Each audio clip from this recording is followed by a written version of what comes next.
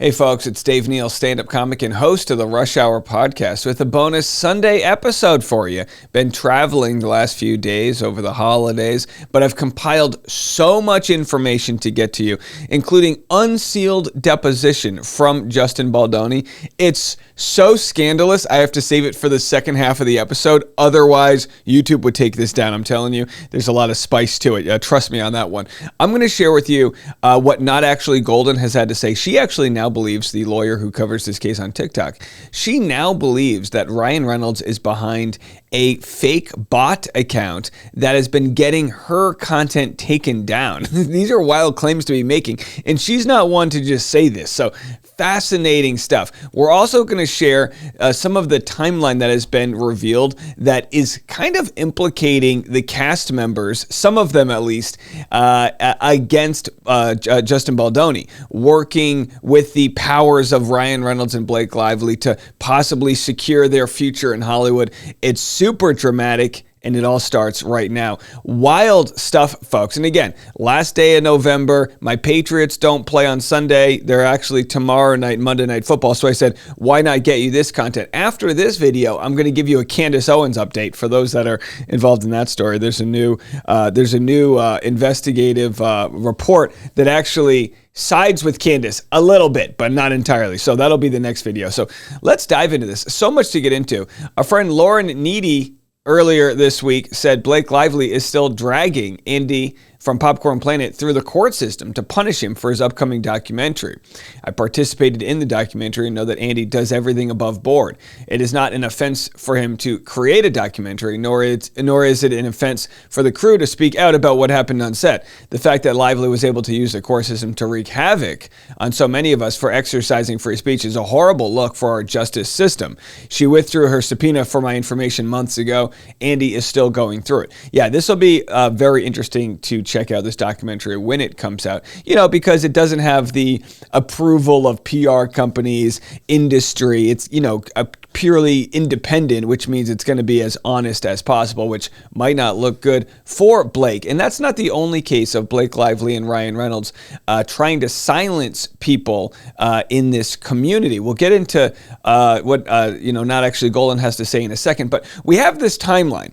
Now, this timeline has come out, and it's kind of complicated. There's a lot of initials. It's not exactly a lengthy deposition when it comes to the information that's provided, but you're starting to see what we kind of knew all along, which is there was a coordinated effort for all of the actors to unfollow Justin Baldoni. It was probably the single most important thing that led people to not believe Justin early on. Why would a bunch of actors all decide to unfollow their boss, their director? 99 out of 100 times, it's because the guy's a creep. In this case, it could be because they all met with Blake Lively and schemed. Now, if you want to be as, generous as possible, you might argue here that Blake Lively told them things that led them to believe she was the victim, and that it was less nefarious and more of them thinking they were on the right side of the story.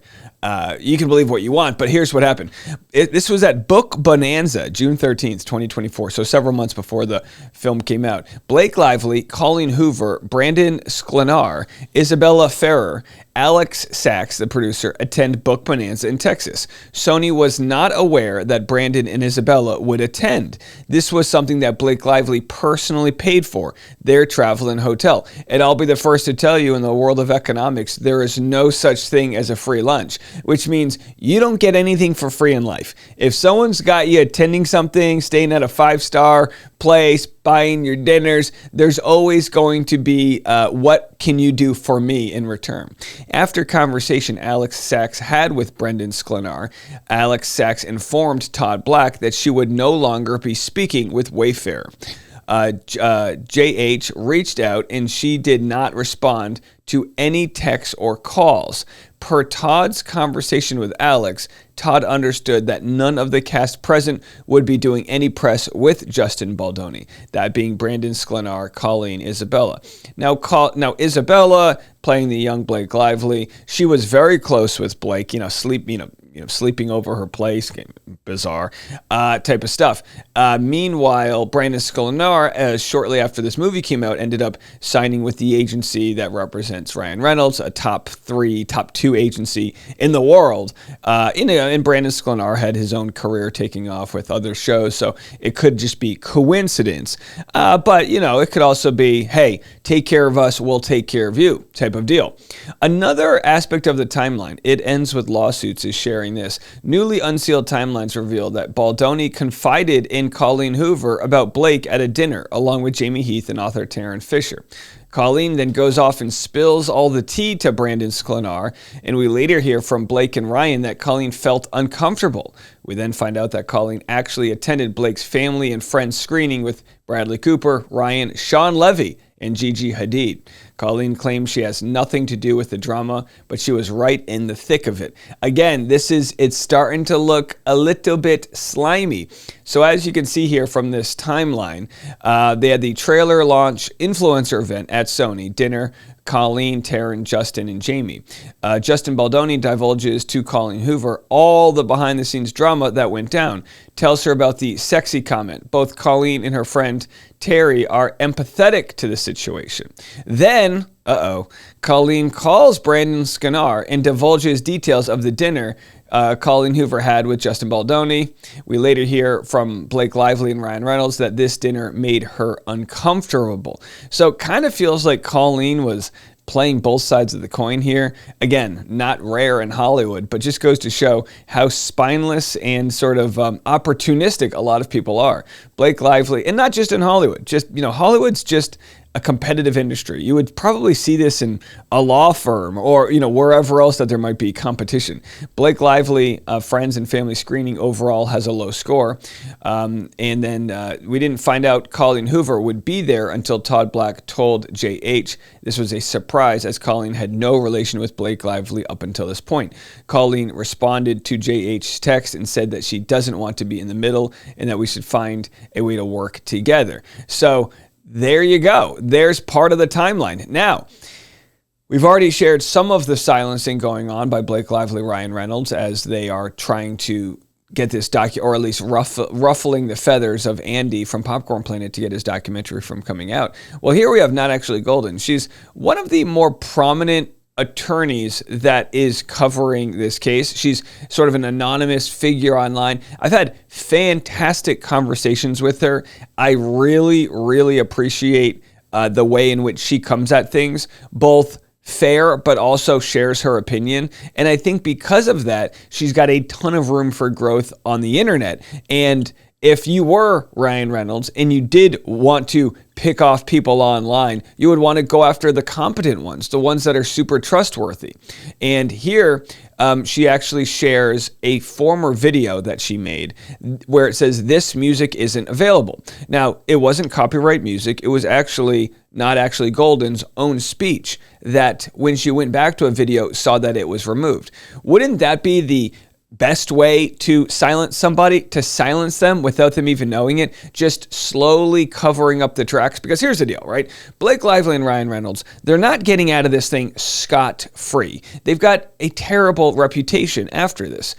But, they're part of a gigantic, powerful structure in Hollywood. So it would benefit them to maybe not clean up all their tracks, but do a lot of search engine optimization so that future articles would only show the positive. And then over time, they just start to peg off things like this and delete the audio. And you might say, well, that's completely ridiculous. How could they be deleting the audio with somebody at TikTok? Well, it's not like TikTok is the bastion of free speech. Have a listen. Anybody remember this video? Remember Listen Lauren? I was just talking to somebody about it, and I was like, God, how long ago was that? And so I was scrolling back to see how long ago it was. And look, they took the sound out of my own voice. This music, which is my voice, there was no music in the back, has been taken down. You can't hear it. There's no sound. And the only other time that TikTok has done that is the Van Zandt videos. So, and I didn't get a notification of this or anything. Like, I didn't get like the little thing from TikTok that's like, somebody has reported your video. It just went silent. And so I feel like I'm just going to go ahead and say the thing that I wanted to say then, but didn't. Do it. But now I'm convinced I was right, which is the reason I was doing Lauren in quotes is because I'm pretty sure that this Lauren ADHD person is Ryan Reynolds. That commenter had been making a lot of really shitty comments since the beginning, some of which were kind of run-of-the-mill super pro-lively comments, which did not bother me. But a lot of the comments became really focused on like, a man protecting his wife from sexual harassment and a man standing up for his wife, blah, blah, blah, blah. So I was like, And then several people DM'd me over time who were keeping track of accounts that they thought were Reynolds, like burner accounts, because he's known to do that apparently. And I think at least 3 different people told me, I'm pretty sure this is him. So when they made this comment, this was after the motion to dismiss got granted, and I was like, I kind of understand the judge's decision. And then this comment of like, oh, you're talking about he was the best. And then I was like, I never fucking said that. When I said, listen, Lauren, in my mind, I was saying, listen, Ryan. But I never said anything because I don't want to be weird about it. And like, I don't want to get into a public spat with somebody whose movies I don't even watch. Like, I don't want to go there, right? But now that I see that the sound has been taken out of it, now I'm pretty sure I was right. There it is. Because so you've lost Not Actually Golden. I saw this comment that said, if you're pissing off the extremes on both sides, you're probably doing something right. Not Actually Golden probably gets some of the same criticism I get, which is like, oh, you're sitting on the fence. You're not choosing sides. I kind of hear that sometimes from people, which is ridiculous. I've clearly, given the information that I have come to the opinion. I can't come to a conclusion. We haven't even been to the trial yet, but I've come to the opinion that Baldoni was really railroaded here by Blake Lively in a power trip trying to get her to take control of the film. I've explained why I think that happened. I've explained the sort of abuses of power that come from being in this industry and everything from Blake possibly, being insecure about, I've explained it in a million different ways, which doesn't make it right. But I try to analyze things like that. And when you do that, the people that they just want you to say, Blake's the worst. And you go, yeah, yes. If all of these claims are true, that she used her power and influence to really wreck a man's life in order to take control of her film, I absolutely agree. Do I think Blake knows she's a villain? I don't know. I don't know how villains work. Sometimes my belief is most people think they're on the right side of the story, even the bad guys. Even the bad guys justify what they do, right? So I don't know. It's interesting. We also have the timelines here. So I'm going to share what Not Actually Golden had to say about an interesting aspect of this timeline. And again, we still have a lot to get into. So let's do this. Let's reset the deck here. I'm going to take a break so I can pay some bills, share 2 sponsors with you. When we come back, I've got Not Actually Golden, and then I've got this deposition page from docketupdates.com/depositions, and they've got some new information coming out from Baldoni, so stick around for all of this coming next. The Rush Hour is sponsored by Masterclass. With Masterclass, you can learn from the best to become your best. I actually gifted Masterclass to my brother who was looking for some self-improvement ideas. I gifted him a class about developing good, repeatable habits from Atomic Habits author James Clear. With Masterclass, you get thousands of bite-sized lessons across 13 categories that can fit into even the busiest of schedules. Turn your commute or workout into a classroom. With audio mode, you can listen to Masterclass lessons anytime, anywhere. With plans starting at $10 a month, billed annually, you get unlimited access to over 200 plus classes taught by the world's best business leaders, writers, chefs, and more. There's no risk. Every new membership comes with a 30-day money-back guarantee. Masterclass always has great offers during the holidays, sometimes up to as much as 50% off. Head over to masterclass.com/rush-hour for the current offer. That's up to 50% off at masterclass.com/rush-hour, masterclass.com/rush-hour. The holidays are all about finding the perfect gift, but this time of year, not every deal is actually what it seems. Scammers are getting more creative to trick people into sharing their payment info through methods like fake shopping sites and giveaways that are too good to be true. Luckily, Cash App's 24/7 fraud monitoring helps detect and alert you for unusual card activity should someone gain access to your card, so you can act fast if something seems off. You can also lock or unlock your Cash App card instantly right in the app for extra control and peace of mind. Stay one step ahead of scams this season and keep your money secure with Cash App. For a limited time only, new Cash App customers can use our exclusive code to earn some additional cash. For real, just download Cash App, use our exclusive referral code SECURE10 in your profile, send $5 to a friend within 14 days, and you'll get $10 dropped right into your account. Terms apply. That's money. That's Cash App. Cash App is a financial service platform, not a bank. Banking services provided by Cash App's bank partners. Prepaid debit cards issued by Sutton Bank, member FDIC. Promotions provided by Cash App, a Block Inc. brand. Visit cash.app/legal/podcast for full disclosures. Boy, so much to get into. Let's keep rolling. Here's Not Actually Golden explaining an aspect of the timeline that now doesn't make too much sense. Is that meeting early on where Ryan dressed Baldoni down about asking the trainer about how much Lively weighed. So, I knew that happened early on. I don't think I realized until this timeline, if this turns out to be accurate, that all happened in pre-production. That happened in April of 2023. So before principal photography had even begun, Baldoni asks Lively's trainer, how much does she weigh? That got back to her. That got back to Ryan. Ryan let Baldoni have it in some way, shape, or form. I don't know if it was yelling or not. But he basically said, how dare you? And that's interesting to me because that means that the story from Lively is he asked this question about how much she weighed, not even to her, to a third party. And that got him the riot act being read to him by one of the most powerful people in the industry that he works in. Yeah, and what's interesting about this, right, is that none of this is sexual harassment whatsoever, but it looks really bad in a New York Times article. It's fat shaming. It's really like the bingo card of different ways to cancel people. They accuse him of harassment. They accuse him of fat shaming. They accuse him of prolonged kissing, calling other people sexy. All of everybody unfollowing him. The ostracization. So it's a real just cornucopia here of accusations that they're making against him. That again in court when you kind of separate all of them, this doesn't hold any weight. He goes, yeah, I got a hernia and I got to pick her up. And she says, oh, there was no scene where he had to pick her up. Well, yeah, there was. They were going to do this dance scene or whatever it was. So you see how this all plays out, and it doesn't make sense the more it is pulled apart. TMZ is in the game of, dealing with all of these celebrities. They have quietly edited an article to protect Taylor Swift. Now, I'll only dive into this for a second here, but Katie in KC does a good job of covering this case and right here covering the PR aspect. Now, Taylor Swift was at that, or at least the back half of that long conversation where Ryan Reynolds was berating Justin Baldoni to the point where he introduced him to tears. Well, now I guess TMZ is scrubbing aspects of their article protecting Taylor Swift. All right, yet again, I've clocked another PR spin cycle. I don't know if you guys have seen this headline swirling around. However, this one happened really fast, and it's coming from Tree Paine.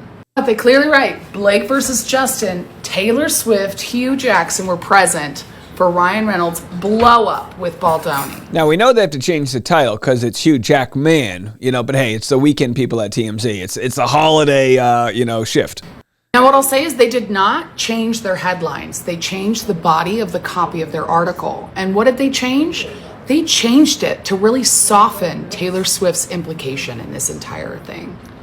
So in the original article that was posted last night on Thanksgiving, it says Taylor Swift and Hugh Jackman were front row for a massive Hollywood dust-up. New court docs show that they were right there where Ryan Reynolds unleashed on Justin Baldoni during a heated confrontation over Blake Lively. It continues on to say TMZ has obtained the docs and they spell out a tense moment inside of Reynolds' NYC penthouse where Ryan allegedly confronted Baldoni over a comment about Blake's weight that he apparently took as fat shaming. The filings say Reynolds snapped, calling Baldoni out directly, and the whole exchange turned emotional fast. Baldoni apologized, got visibly upset, and even broke down, all while Taylor and Jackman were present as the drama unfolded. So that's where last night's article ended.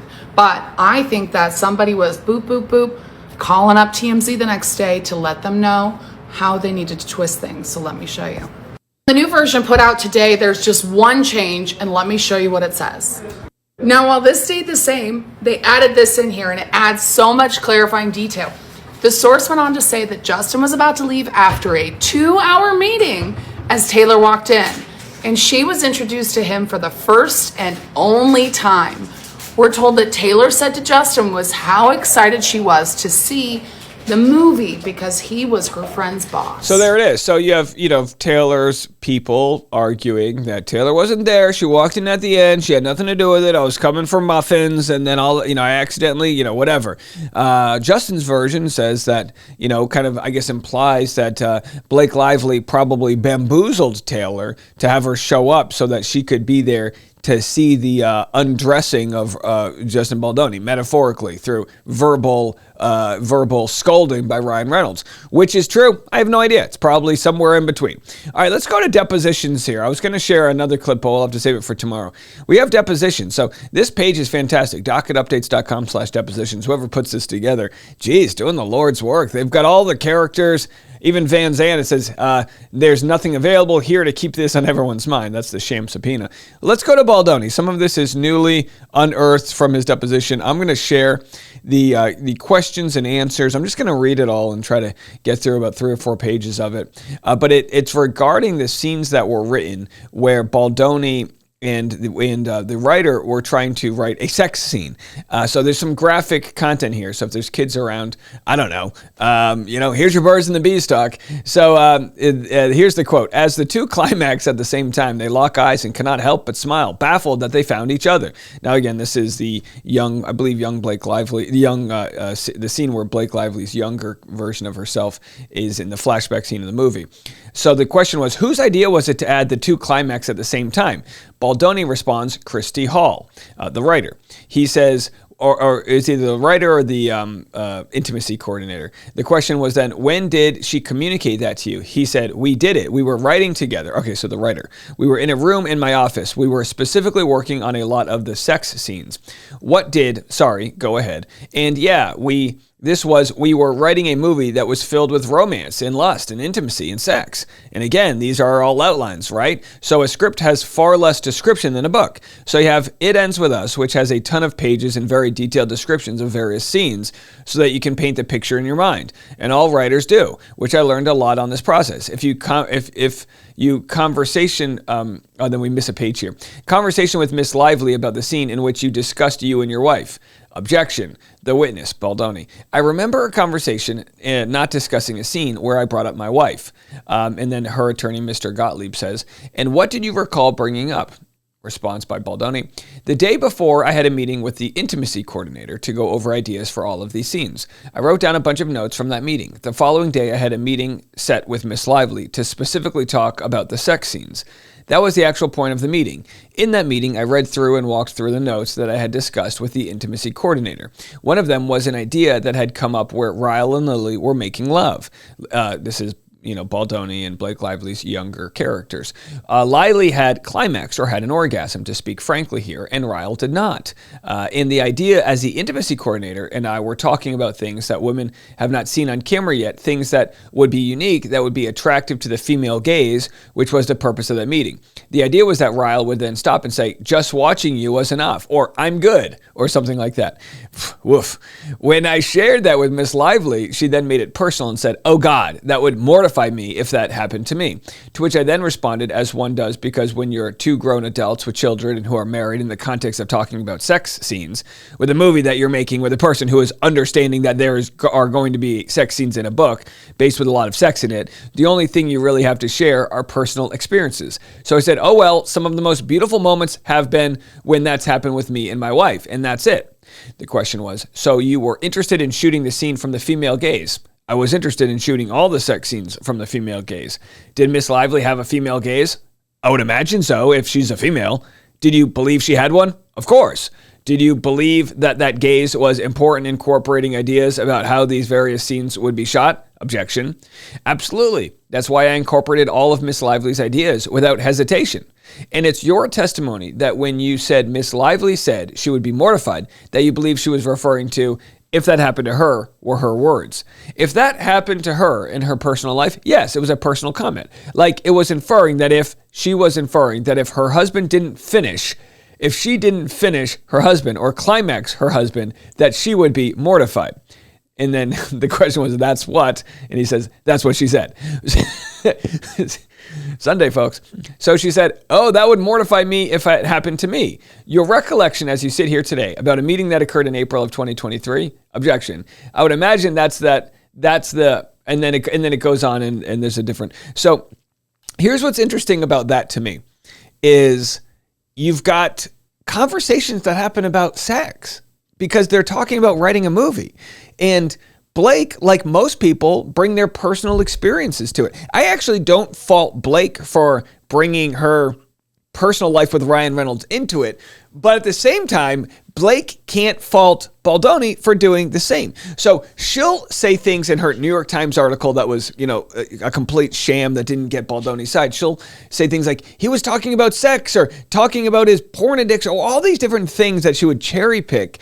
And then if you were Baldoni, you'd be like, yeah, but she's talking about how mortified she gets if she couldn't finish off her husband, Mr. Ryan Reynolds, So you bring your personal, like, how would I act in this situation? And this happens all the time in movie sets where you go, how would I act in this situation? Because you're trying to read a script and then be spontaneous with your replies in the writing and in the performance of that script because you're trying to be as authentic as possible. Now, Blake Lively, if it's the younger version of herself, it wouldn't even be her in that scene. But, she's extremely cautious of not coming off dumb, which is an insecurity, right? People that are afraid to play and come off dumb. Maybe at this part she had no trust over Baldoni. My guess is it's not because Baldoni wasn't competent. It's because she is kind of like a control freak. You see this as he's directing her and she's like, oh, the light's over there. And he's like, stand over there. It's like, we have a cinematographer. We've worked it all out. Just stand there and do your lines, right? And he's not saying that in a rude way. He's just kind of like being her boss. So, when you're raising a kid, right, they always say you have to be a parent, not a friend or whatever, which I think is kind of bullshit, but whatever. But in this case, Baldoni's playing her lover. He's also involved in the writing process about the words that she's going to say. And he's her boss as a director and producer. And boy, did it cause a lot of problems. Those are your updates. Let me know what you guys think. If I missed anything, we're going to have a lot to cover this week as we continue to unravel all of the new aspects of the case. It's actually getting quite interesting as we're only several months away from this trial. I've told you guys, I said this, if you could get me up to 100,000 subscribers, that I'll go to New York City and cover this trial live from the steps of the courthouse. Well, you obviously blew that away. We're at 145,000 subscribers. It's been a pretty successful year for us. Continue to double check, make sure you're subscribed, and also stick around because we have a lot of other content coming your way. We cover we cover pop culture and other politics every morning and every afternoon, and we have a lot to get into this coming week. So we'll talk to you then. Have a good one. Happy Sunday, everybody. I'm Dave. This was The Rush.